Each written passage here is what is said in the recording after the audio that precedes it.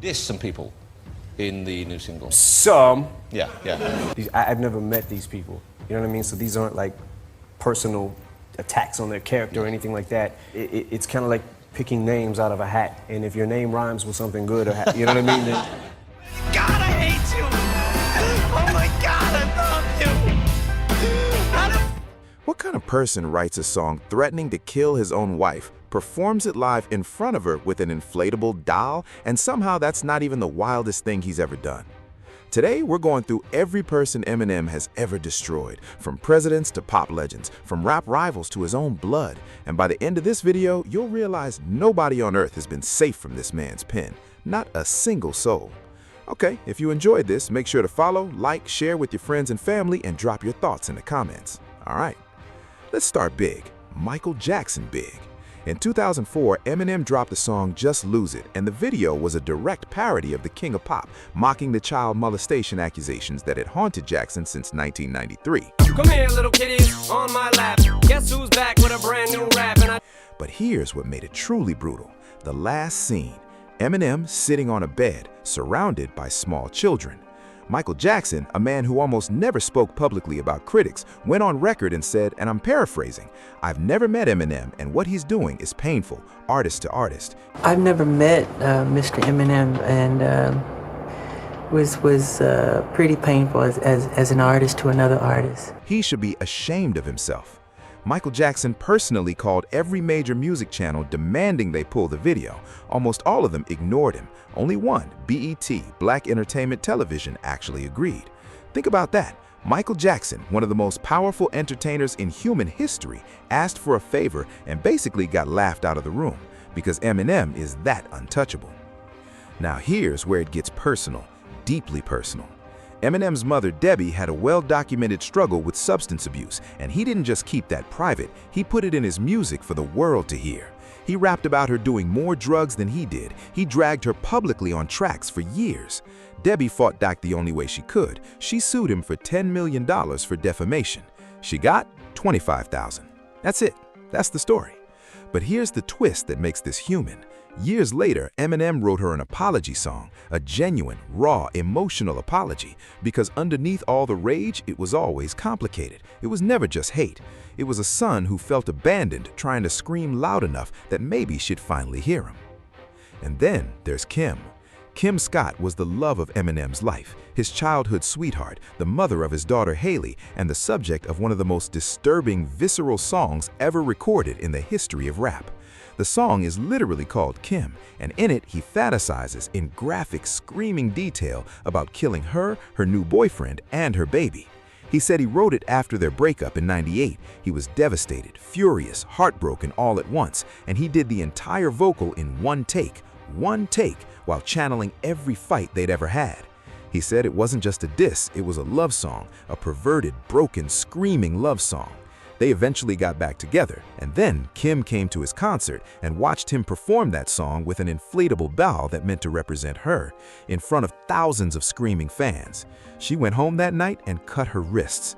She survived, but that moment is a reminder that behind the bars, behind the spectacle, these were real people in real pain. His father left before Eminem could even form a memory of him. Marshall wrote him letters as a kid, actual handwritten letters, trying to reach out, trying to connect with the man who abandoned him. Every single one came back stamped "Return to Sender." He poured that rage into his music for decades. His father died in 2019 from a heart attack, and by then, whatever chance there was for reconciliation had died long before that. Okay, we need to lighten the mood, so let's talk about the time Eminem got interrogated by the United States Secret Service. It started with the BET Hip Hop Awards freestyle in 2017. 4.5 minutes, no music, just Eminem staring into a camera and methodically dismantling Donald Trump. Racism, cowardice, foreign policy, he went line by line. Trump famously said nothing, not a tweet, not a comment, total silence, which if you know Trump is somehow more alarming. But then Eminem dropped the song Framed, and in it he rapped about Ivanka Trump being in the trunk of his car. The Secret Service showed up to his door.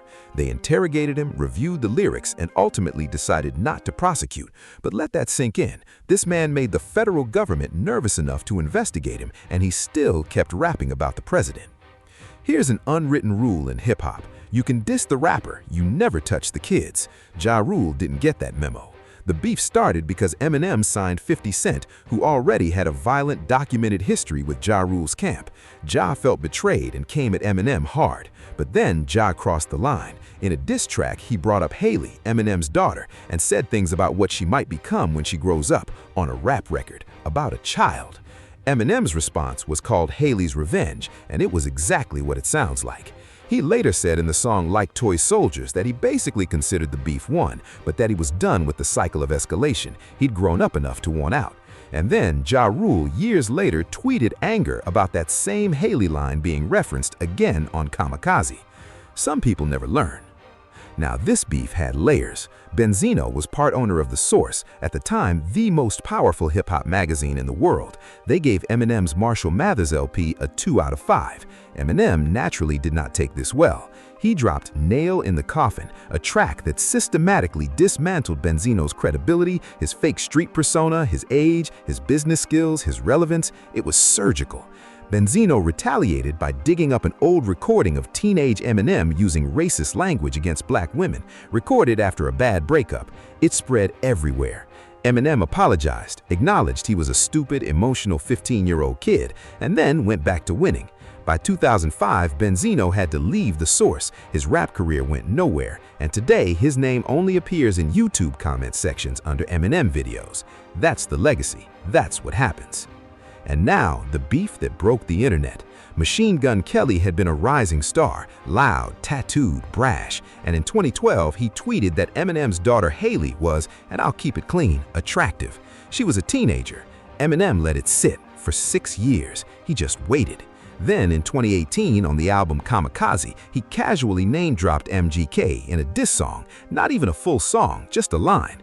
MGK lost his mind. He dropped Rap Devil, a full diss track, polished production, actually decent bars. He claimed Eminem tried to get Diddy to block his career. He was bold, he was swinging. The world waited. Eminem dropped Kill Shot in 48 hours. You sound like a bitch, shut the fuck up when grown men are talking.